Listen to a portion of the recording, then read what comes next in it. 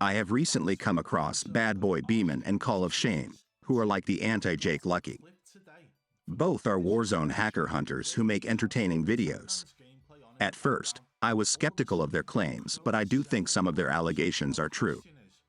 For example, I also hold the opinion that Nadia is a cheater. Today, we are going to engage in a thought experiment, which is that the anonymous person behind Call of Shame could actually be Badboy Beaman. Personally, I don't think he is behind Call of Shame, but since other people do, I thought it would be interesting to look at the evidence.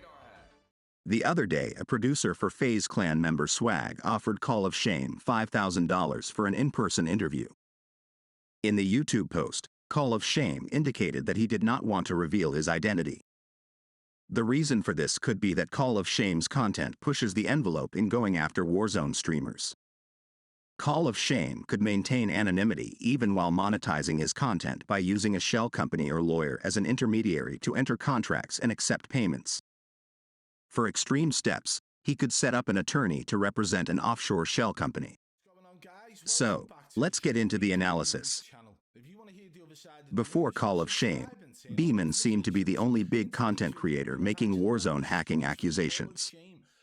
Being the only person making accusations can be less convincing than if there are multiple people making the same accusation.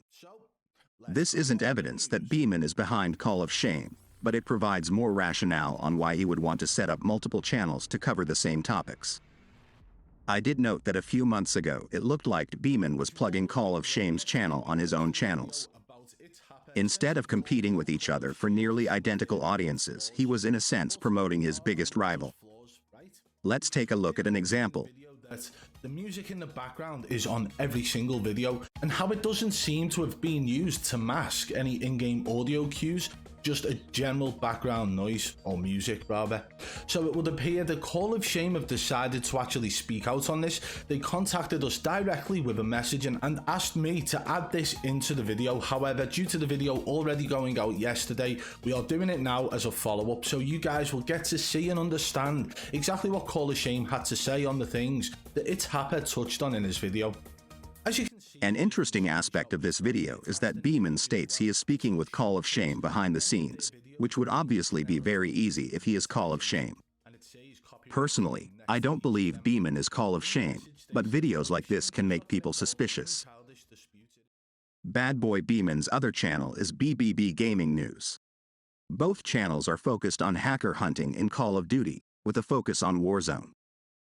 They cover similar topics but with somewhat different styles and focus.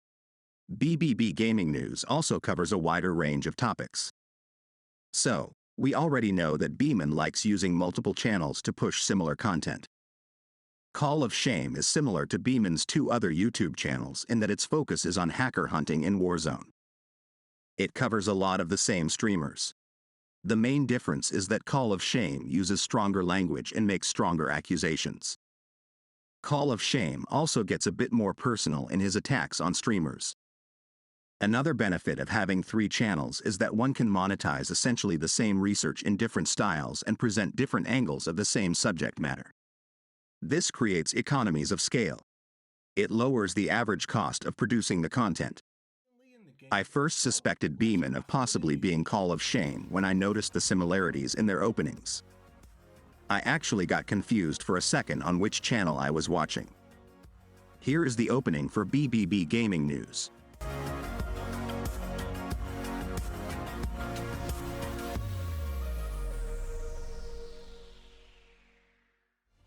Here is the opening for Call of Shame. Both have a camera fly through a 3D space with past headlines on both sides and catchy music playing. The 3D graphics are similar. The color palettes are similar, but with one being bluer and the other being more red. The thumbnail styles are also similar. These thumbnails are from videos posted within a few hours of each other. As you can see, the Call of Shame video uses a picture of Nadia that comes from a different point in the same video clip that BBB used for its picture of Nadia.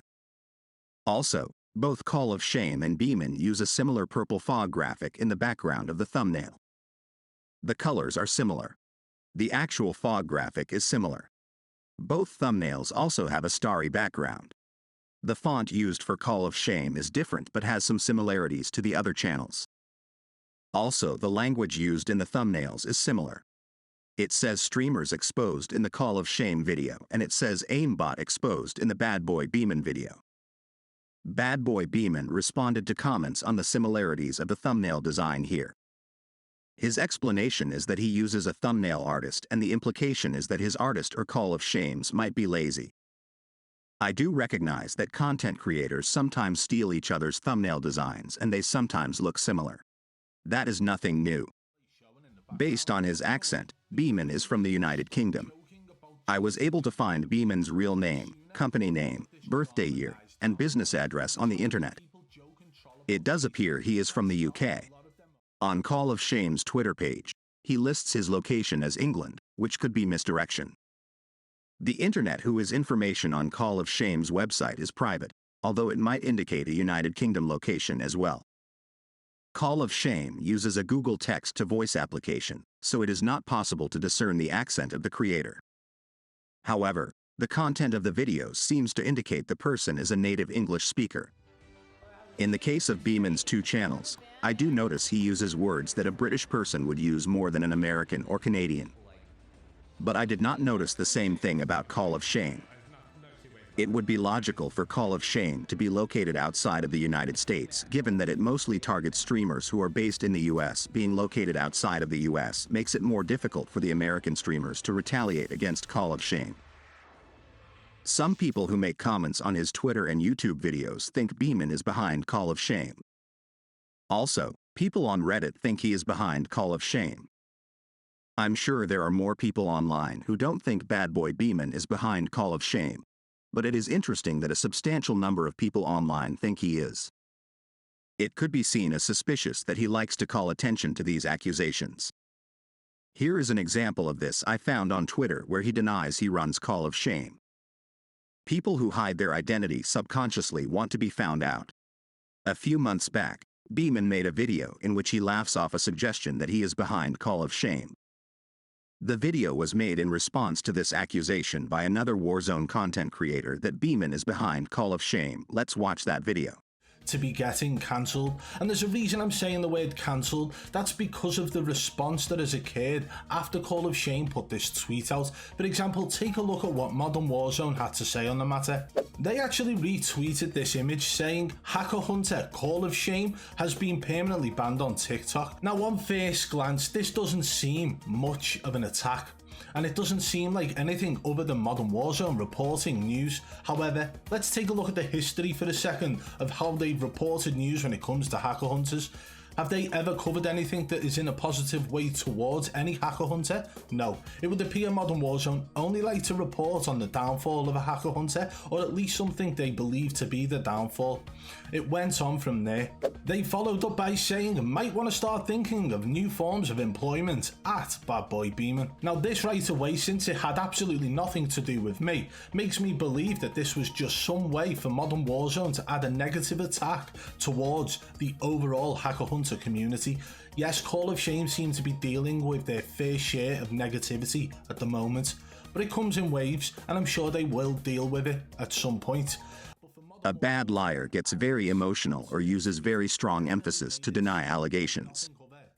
A good liar makes the denial in a matter-of-fact tone, like giving someone his business address or describing his automobile. A good liar might not even respond to the accusation. In the video, I think his style of delivery was matter-of-fact, so if he is lying, he might be a naturally good liar. However, the fact that he was bringing attention to this accusation in the first place and acts like Modern Warzone isn't accusing him of being Call of Shame could be seen as suspicious. So, in conclusion, I don't think Beaman is behind Call of Shame, but I can see why the Warzone community might think he is. If he is behind Call of Shame, I think his strategy of making Call of Shame anonymous is smart. Thanks for watching. If you enjoyed this video, please subscribe.